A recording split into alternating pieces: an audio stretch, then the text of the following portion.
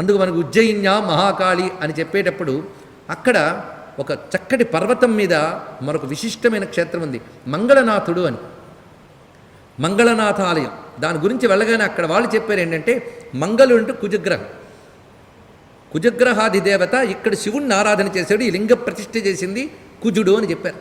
ఓహో అని దండం పెట్టి కొందరు వెళ్తున్నారు. ఎందుకు కుతూహలం కలిగి ఆ పర్వత శిఖరం మీద కాసేపు తిరగడం జరిగింది. అది కొండగుట్ట, దాని నుంచి ఊరు కూడా కనబడుతుందండి, కొంచెం పైన. అది చూస్తుంటే ఆశ్చర్యం వేసింది ఏంటంటే, అక్కడ ఒక పెద్ద బిల్డింగ్ ఒకటి కనబడింది. ఏమిటయ్యా ఇది అంటే, అదెవరో సైంటిస్టులు కట్టారండి అన్నాడు.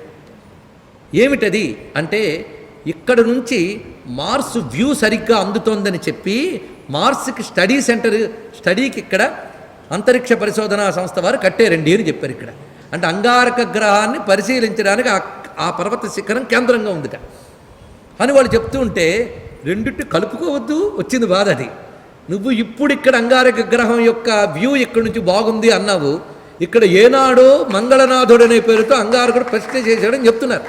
అంటే ఇక్కడ అంగారక గ్రహానికి సంబంధించిన ఒకానొక శక్తి కేంద్రం ఏదో ఉంది. ఎందుకంటే గ్రహాల్లో భౌతిక శక్తుల్ని పరిశోధించడానికి ఇన్ని వేల యుగాలు జరిగినా ఇప్పుడిప్పుడు ఏదో ప్రయత్నాలు చేస్తున్నారు. కానీ గ్రహాల్లో ఉండే దివ్యశక్తిని గ్రహించడానికి భారతీయ మహర్షులు ఎప్పుడో మనకు కొన్ని విశేషాలు అందించి ఉంచారు శాస్త్రాల్లో.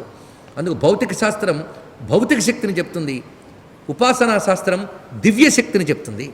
అందుకు మనం ఉపాసన పరంగా చెప్పిన పురాణ కథలను తీసుకుని భౌతిక శాస్త్రానికి సరిపోలేదని మాట్లాడద్దు.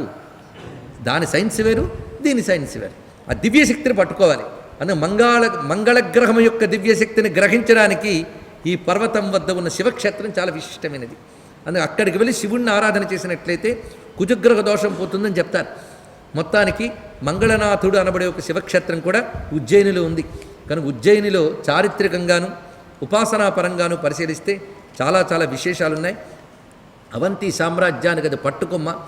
ఇక్కడి నుంచే మనం క్రమంగా ఓంకారనాథుడు మొదలైన జ్యోతిర్లింగ క్షేత్రాలకు కూడా సమీప ప్రాంతమే ఉజ్జయిని.